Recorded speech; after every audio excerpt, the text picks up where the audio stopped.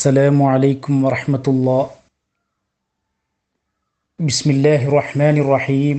الحمد لله رب العالمين، والصلاة والسلام على أشرف المرسلين وعلى آله وصحبه أجمعين. أما بعد. പ്രിയമുള്ള ശബ്ദം ശ്രവിക്കുന്ന സഹോദരങ്ങളെ, സഹീഹുൽ ബുഖാരിയിലെ കിതാബുൽ ഈമാൻ, സത്യവിശ്വാസം എന്ന അദ്ധ്യായത്തിലെ ബാബുൽ ഹയാഉ മിനൽ ഈമാൻ, ലജ്ജ ഈമാനിൽ പെട്ടതാകുന്നു എന്ന ബാബിലെ ഒരു ഹദീസ് ഇവിടെ ഉദ്ധരിക്കട്ടെ.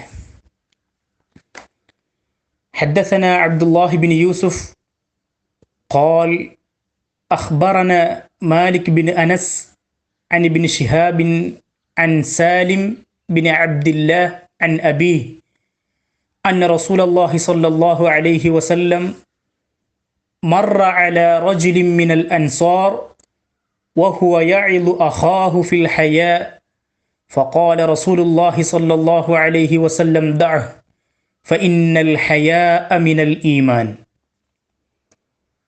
ഇബ്നു ഉമർ റളിയല്ലാഹു അൻഹുവിൽ നിന്ന് നിവേദനം,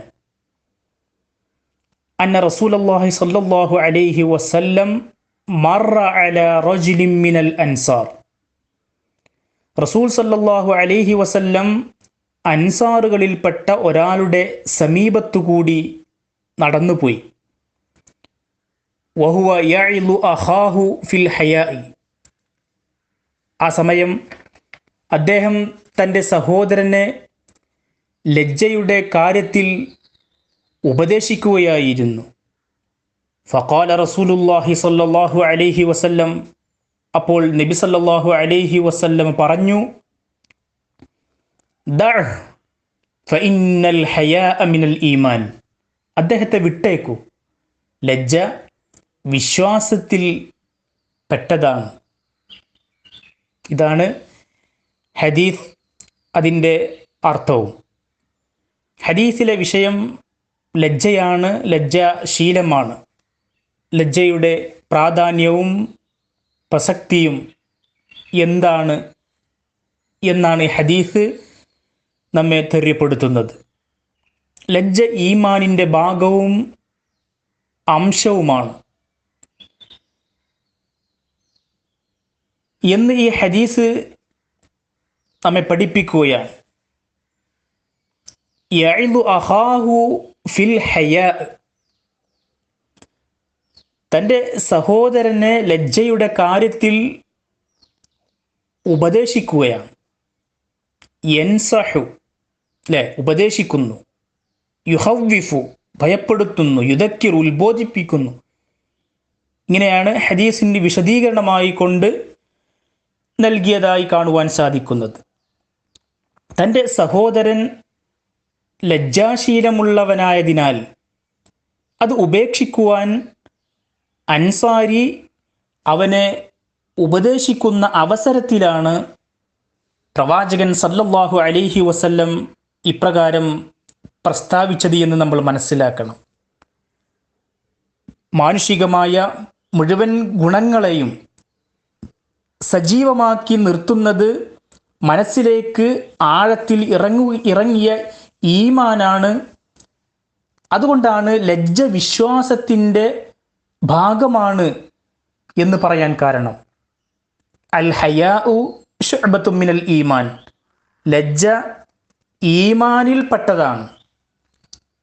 ലജ്ജാശീലം മനുഷ്യനിലെ നല്ല ഗുണത്തിൽപ്പെട്ടതാണെങ്കിൽ അവിവേകം മനുഷ്യനിലെ മോശമായ ദുർഗുണമാണ്. അതിനാൽ ഒരു വിശ്വാസിയുടെ ജീവിതത്തിൽ എപ്പോഴും ഉണ്ടായിരിക്കേണ്ട മഹത്തായ ഗുണമാണ് ലജ്ജാശീലം എന്ന് പറയുന്നത്. ലജ്ജ നന്മയ്ക്ക് വേണ്ടിയായിരിക്കണം, അതിനു വേണ്ടിയായിരിക്കണം ഉപയോഗപ്പെടുത്തേണ്ടത്, വിനിയോഗിക്കേണ്ടത് തിന്മക്കെതിരെയും. അതിനാൽ പരിസരം ശ്രദ്ധിക്കാതെ സ്വന്തം വ്യക്തിത്വത്തെ നശിപ്പിച്ചു കളയുന്ന അത്തരത്തിലുള്ള ചീത്ത കാര്യങ്ങളിൽ ഏർപ്പെടുന്ന മനുഷ്യരെ ഉദ്ദേശിച്ചാണ് പ്രവാചകൻ സല്ലല്ലാഹു അലൈഹി വസല്ലം ഒരിക്കൽ പറഞ്ഞത്, നിനക്ക് നാണമില്ലെങ്കിൽ തോന്നിയത് പ്രവർത്തിച്ചോളൂ. നാം നമ്മുടെ മാനം സംരക്ഷിക്കണം, അപാകതകൾ, കുറവുകൾ മറച്ചുവെക്കണം. നന്മകളാണ് ജനങ്ങൾക്കിടയിൽ പ്രചരിപ്പിക്കേണ്ടത്. തിന്മകളെ തൊട്ട് ലജ്ജാശീലനായിരിക്കണം. നബി സല്ലല്ലാഹു അലൈഹി വസല്ലമ ഒരിക്കൽ പറഞ്ഞു, വിശ്വാസം 70-ൽ പരം ശാഖകളുണ്ട്. അതിൽ ഏറ്റവും ശ്രേഷ്ഠമായത് ലാ ഇലാഹ ഇല്ലല്ലാഹ് എന്ന ആദർശമാണ്. അതിലെ അവസാനത്തേത് വഴിയിൽ നിന്ന് ഉപദ്രവം മാറ്റിയിടലാണ്. ഈമാനിൽപ്പെട്ട ഒന്നാണ് ലജ്ജ എന്നത്. ഇമാം ബുഖാരിയും മുസ്ലിമും റിപ്പോർട്ട് ചെയ്ത മുത്തഫഖുൻ അലൈഹി ആയിട്ടുള്ള ഹദീസ്. മറ്റൊരു റിപ്പോർട്ടിൽ കാണാം, അൽ ഹയാഉ കുല്ലുഹു ഖൈർ, ലജ്ജ മുഴുവൻ നന്മയാണ്. ഇമ്രാൻ റളിയല്ലാഹു അൻഹുവിൽ നിവേദനം ചെയ്യുന്ന ഹദീസിൽ കാണാം, അൽ ഹയാഉ ലാ യഅതി ഇല്ലാ ബിഖൈർ, ലജ്ജ നന്മയിലേക്കല്ലാതെ നയിക്കുകയില്ല. ഇത്തരത്തിൽ ലജ്ജയുമായി ബന്ധപ്പെട്ട് ഒട്ടനവധി ഹദീസുകൾ നമുക്ക് കാണുവാൻ സാധിക്കുന്നതാണ്.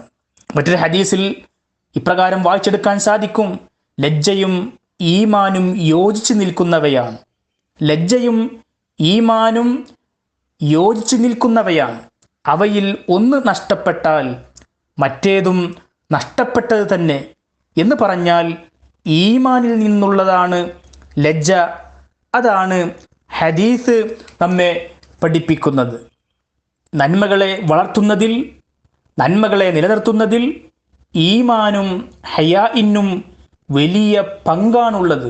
അതുകൊണ്ടാണ് അവ രണ്ടിനെയും ചേർത്തി പറഞ്ഞത് എന്ന് മുഹദ്ദിസുകൾ വിശദീകരിച്ചതായി നമുക്ക് കാണുവാൻ സാധിക്കുന്നതാണ്.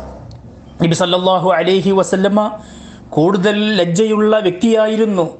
അന്തപുരത്തിൻ്റെ വിജനതയിൽ കഴിയുന്ന ലജ്ജാവതിയായ കന്യകയേക്കാൾ കൂടുതൽ ലജ്ജയുള്ള വ്യക്തിയായിരുന്നു പ്രവാചകൻ സല്ലല്ലാഹു അലൈഹി വസല്ലമ. ഇഷ്ടമില്ലാത്ത വല്ലതും അവിടുന്ന് കണ്ടാൽ അത് പ്രവാചകന്റെ മുഖഭാവത്തിൽ നിന്ന് തന്നെ ഞങ്ങൾ തിരിച്ചറിയുമായിരുന്നു എന്ന് ആ ഹദീസിൽ കാണുവാൻ സാധിക്കും.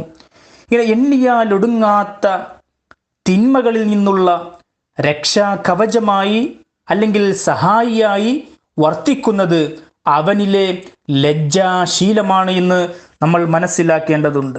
അതിനാൽ ഒരു യഥാർത്ഥ വിശ്വാസിയെ ലജ്ജാശീലം പഠിപ്പിച്ചെടുക്കേണ്ട ആവശ്യം ഇല്ല. കാരണം അത് തൻ്റെ ആദർശത്തിൻ്റെ ഭാഗമാണ്.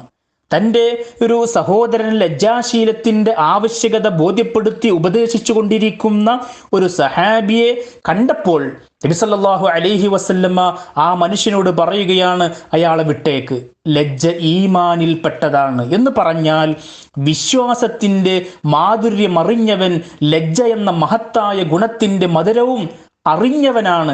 അത്തരം ഒരാളെ രണ്ട് ഗുണങ്ങളുടെയും വേറിട്ട മാധുര്യം പറഞ്ഞു പഠിപ്പിക്കേണ്ട ആവശ്യമില്ല എന്നർത്ഥം. അതിനാൽ ലജ്ജയുടെ ഗുണങ്ങൾ ശരിക്കും അറിയുക, മനസ്സിലാക്കുക, അള്ളാഹുവിൻ്റെ നിരീക്ഷണത്തെ ഭയപ്പെടുക, മരണത്തെക്കുറിച്ചുള്ള ഓർമ്മ നിലനിർത്തുക.